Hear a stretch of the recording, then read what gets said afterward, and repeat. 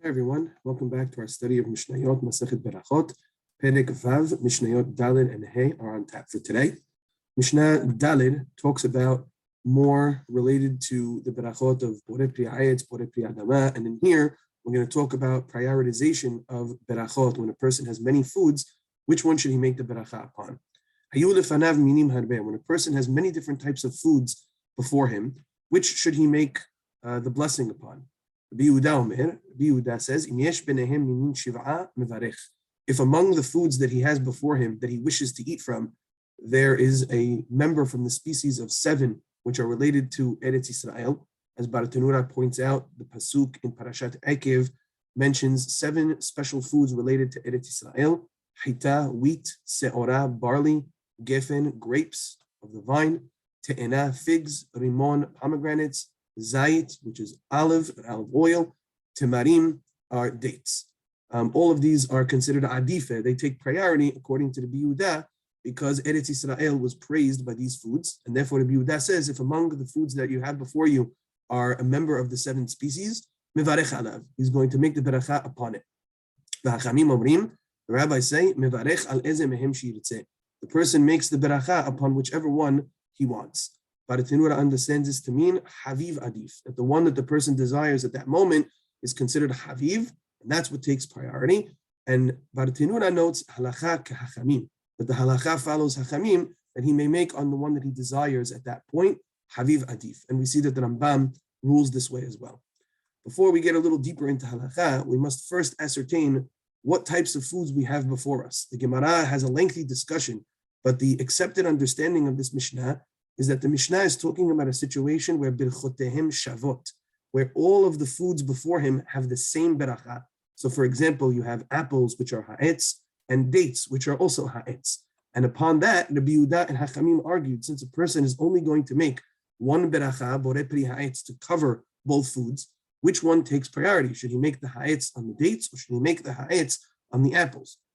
Rabbi Yehuda would say, since the dates come from Eretz Yisrael, or a species that are praised for Eretz Yisrael, he would make on the dates. And according to the Hachamim, if the person desires the apple more, he would make the beracha on the apple.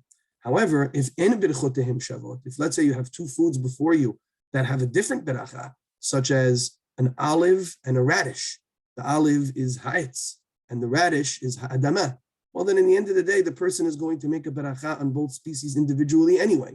So there's no need to prioritize. A person can make the beracha in whatever order he wants.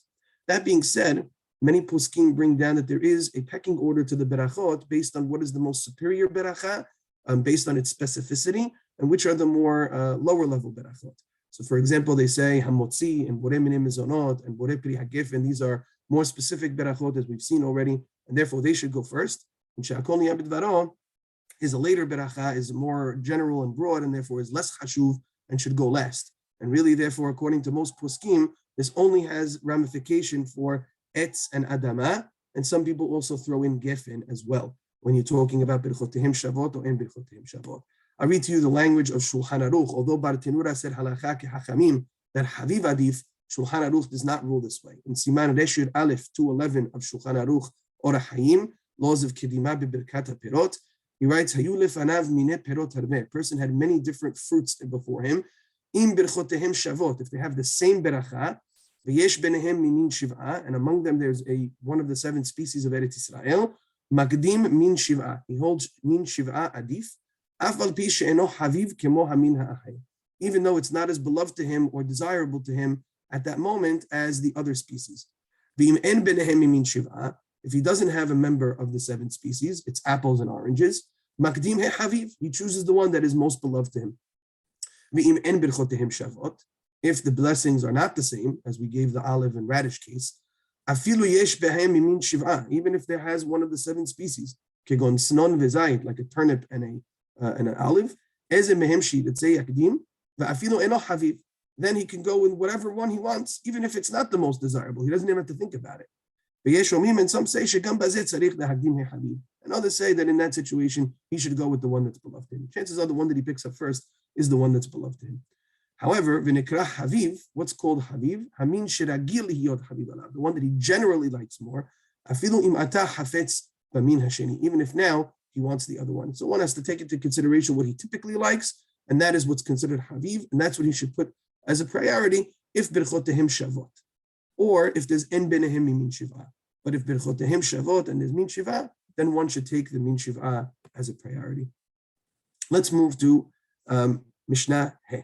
Mishnah He talks about berachot as part of a seudah, as part of a meal. There are sometimes foods and drink that people would have before they would eat bread. So to back up for just a moment, when a person makes a seudah, makes a meal on bread, and makes hamotzi lechem min haaretz, we know famously that all of the foods that he's going to eat as part of that meal, lelapet et hapat, as an accompaniment to the bread, no berachot needs to be said on them. They're all subsumed under the blessing of hamotzi lechem min haaretz.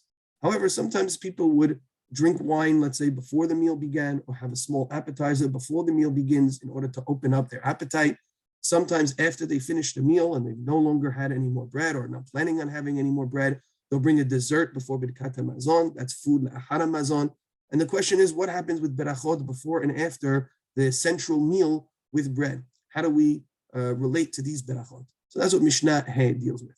Berach al hayayin shelifnei hamazon. A person who made borei peri hagefen on wine prior to getting to the meal, the hamotzi lechem min haaretz, which, by the way, borei peri hagefen is not covered by hamotzi lechem min haaretz anyway.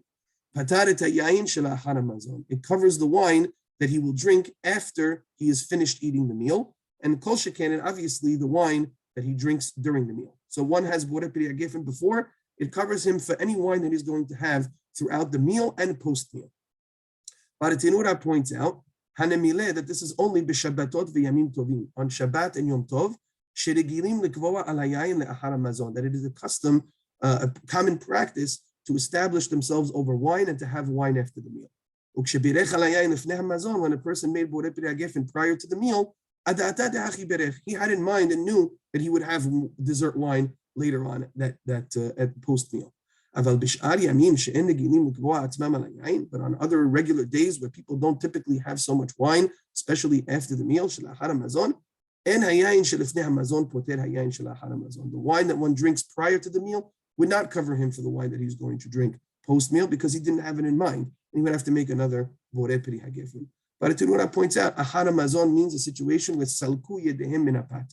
They made it very clear they're no longer having any more bread. They've cleared off the table. They haven't made Birkat HaMazon yet, but therefore berachot would still be required because no longer are the foods that you're about to eat going to be subsumed under the hamotzi lechem min haaretz, since bread is no longer on the menu.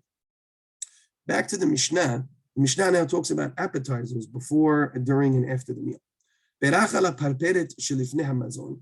A person who made a beracha on the parperet, on the appetizers or accompanying foods prior to eating the bread, prior to making hamotzi lechem min haaretz, pataret parperet shel ha'achar hamazon. He covers and exempts himself from any beracha he would make on parperet after the meal is over, such as desserts and things like that. And so the parperet shares a similar halacha to the wine, that any berachot that he made prior to the meal would also cover the parperet that he's going to eat after the meal. Says Bartenura, kol davar shemilaptim ot hapat. A parperet is anything that would typically be accompanied with bread. Kegon basar, betzim, bedagim, meat, eggs, fish, kiruim, parperet, they're called appetizers or accompanying foods. Upe'amim she'ayu mevi'im parperaot kodem seudah. Sometimes they would bring these appetizers prior to the meal, lehamshich ha'achira, to open up their appetite. Ve'hozrim u'mevi'im parperaot achirot, and then they would bring other sides and dishes, le'achar seudah, after they finished eating the bread, achar shemashchu yedehem min hapat. Continuing, we want to know now, what does bread cover then? Once the person makes hamotzi lechem min haaretz, pataret parperet, then it covers any foods that he's going to eat within the context of that meal. Ala parperet, lo pataret hapat. But if a person made the beracha on the parperet first, that does not cover the bread. Hamotzi lechem min haaretz would still need to be made. Bet Shammai omrim, af lo maaseh kedera. Bet Shammai say the same would be for the case of maaseh kedera. What does this mean? Let's look at Bartenura. He says, what is ma'aseh kedera, first of all? A kedera is a pot, something that's cooked in a pot, like porridge, noodles, things like that. He says, kigon harifot vegeres hakamel, vekevach shenitbashel b'mayim, things like groats and granola and grains or flour that was cooked in water, kigon halevivot, like pancakes, v'chayotze b'hem.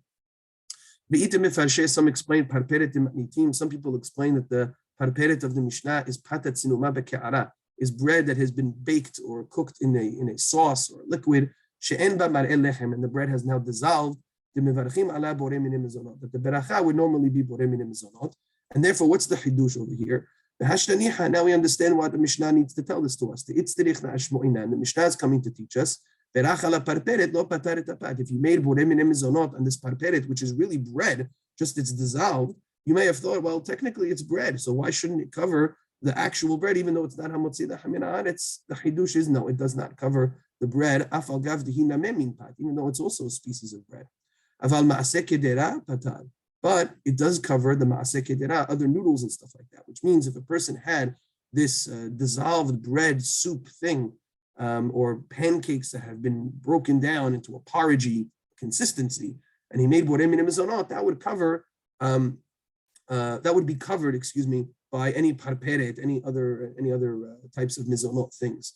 Bet Shammai, however, says kishem she'im berach ala parperet lo patar et hapa, just as if a person made the beracha of borei minei mezonot on the parperet, it doesn't cover the bread. Kach lo patar maaseh kedera, so too it doesn't cover the maaseh kedera. So Bet Shammai really compartmentalize all of these different categories and say that each of them warrants its own beracha in and of itself.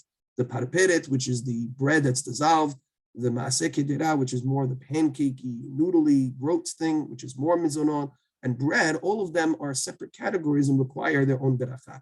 According to Bet Hillel, one is covered by the other.